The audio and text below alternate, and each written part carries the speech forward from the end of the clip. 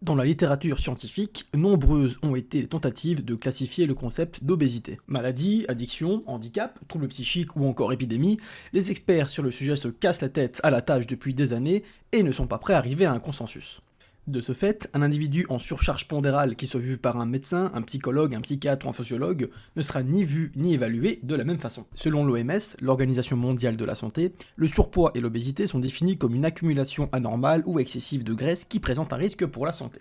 Le phénomène touche plus de 400 millions d'individus sur Terre, dont 42 millions d'enfants, et rien qu'en France, la prévalence, qui est une donnée statistique représentant le nombre de malades à un moment donné, est de 15%, tant pour les femmes que pour les hommes.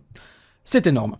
La prévalence de l'asthme en France, à titre de comparaison, est de 6,7% pour les personnes adultes. Ces données peuvent être encore plus ahurissantes dans d'autres pays du monde, comme les États-Unis d'Amérique, où là, le nombre d'adultes et d'enfants catégorisés comme cliniquement obèses sont respectivement de 40% et 19%. Force est de constater qu'aucun individu sur Terre n'est à l'abri d'une prise de poids excessive, et que l'obésité représente aujourd'hui un véritable enjeu sociétal, et ce pour de multiples raisons. Bonjour et bienvenue dans ma capsule vidéo où ensemble, dans le cadre du cours de psychologie d'éducation de lycée Louvain, nous allons tenter de faire un bref récapitulatif de la littérature scientifique sur le sujet de l'obésité. Le premier courant à s'y être penché est la psychanalyse. Sigmund Freud considère que l'alimentation est à la base d'une relation mère-enfant. Ainsi, une personne qui deviendrait obèse serait en réalité bloquée à ce stade d'affection, qu'on appelle le stade oral. Hildebrecht, pédiatre et psychanalyste, s'inspirera peu après des travaux de Freud pour sa théorie la confusion des affects. Les troubles alimentaires comme l'obésité découleraient d'une relation mère-bébé problématique consistant à répondre systématiquement aux signaux du bébé par du gavage, ce qui a pour effet de conditionner l'enfant à manger pour compenser ses besoins émotionnels. Au sein de l'école psychosomatique française, Némia et Sifnéos développent le concept d'alexithymie, qui décrit la difficulté d'un individu à identifier, à différencier ou encore à exprimer ses propres émotions. Dans ce cas, une personne souffrant d'alexithymie favoriserait le recours à l'action plutôt qu'à la communication, et pourrait noyer ses problèmes et ses conflits, par exemple, dans une alimentation excessive. L'interprétation de l'obésité prend un virage drastique avec l'arrivée du comportementalisme, dont la théorie la plus influente est probablement celle de l'externalité, développée par Schachter et Rodin. Leurs travaux montrent que le comportement alimentaire déviant des personnes obèses et en surpoids serait davantage régulé par des stimuli externes que des stimuli internes. Une simple exposition à la nourriture, par son odeur ou par sa forme, serait suffisante pour induire le besoin de manger. De ce fait, une personne serait plus susceptible de succomber à une surconsommation dans une pièce riche en signaux alimentaires. Plus récemment, différents acteurs dans la recherche psychologique ont montré que des efforts d'amaigrissement excessifs ne faisaient généralement qu'aggraver les troubles alimentaires des personnes en surpoids.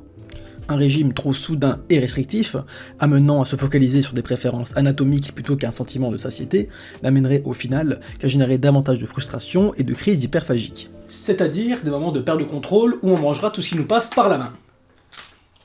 Le surpoids et l'obésité deviendront par la suite deux concepts partagés par les différents courants psychologiques. Aujourd'hui, le débat pour savoir si l'obésité devrait être considérée comme un trouble psychologique à part entière n'a jamais été aussi actuel. Mais bien qu'il existe des arguments en la faveur de son inclusion dans le DSM-5, le manuel de référence pour les troubles psychopathologiques, il n'y a pour l'instant pas assez de preuves pertinentes pour y procéder. Le surpoids et l'obésité sont des concepts complexes car ils se trouvent à la conjoncture d'une multitude de disciplines académiques. Les causes et facteurs qui les sous-tendent sont par conséquent assez difficiles à définir. Un médecin vous dira qu'une personne devient obèse à cause d'une alimentation peu variée et abondante et d'un manque d'activité physique. Un psychologue vous dira probablement la même chose, mais risquera d'aller un tout petit peu plus loin. Il y a de grandes chances pour que celui-ci vous parle du lien entre l'obésité et les traumatismes. Effectivement, il existe la plupart du temps un vécu traumatique précédant la prise de poids des individus. Sans aucun doute, le psychologue vous parlera également du rôle des parents qui devient de plus en plus prépondérant. En effet, outre la transmission du mode alimentaire, la personnalité de la mère ou du père serait capable, à elle seule, d'influencer significativement le comportement alimentaire de l'enfant. Enfin bref, la liste des acteurs connus comme étant à l'origine de l'obésité grandit de jour en jour. Des facteurs personnels comme l'estime de soi ou la gestion de l'anxiété peuvent également représenter des facteurs aggravants de ce phénomène. Le problème cependant réside à déterminer l'impact de chacun de ces facteurs, afin d'en déterminer l'importance et de savoir quelles ressources sont à mobiliser en premier. La liste des effets concernant la santé s'avère quant à elle un peu moins floue. Je pourrais vous parler des affects médicaux en parlant des conséquences sur la santé, comme les anomalies engendrées par le surpoids au niveau endocrinien et cardiovasculaire, de complications avec différents cancers, d'atteintes gastro-intestinales et rénales, ainsi que des problèmes neurologiques. Effectivement, je pourrais vous en parler. Mais vu que je suis en fac de psycho et non en fac de médecine, on va passer à autre chose. De nombreuses études portent sur les conséquences psychosociales du surpoids. Les personnes obèses sont vues comme moins compétentes et donc plus à même de subir de fortes discriminations dans le monde professionnel, comme des moqueries ou une moins bonne rémunération. Ils sont également vus et tenus comme responsables de leur propre situation par le corps médical, qui leur attribue souvent l'étiquette de paresseux. D'autres études nous révèlent des chiffres plutôt alarmants concernant la sexualité des individus en situation d'obésité sévère. Dans une population à l'âge moyen de 36 ans, 69,4% sont insatisfaits de leur apparence physique, et 70,7% déclarent éprouver des difficultés d'exécution pendant l'acte.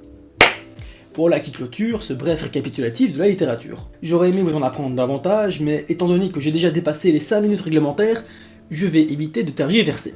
J'espère de tout cœur que cette capsule vous a plu et qu'elle vous fut instructive, et je souhaite à tous les spectateurs une bonne journée, et à ceux qui auront le devoir de me corriger, beaucoup de courage.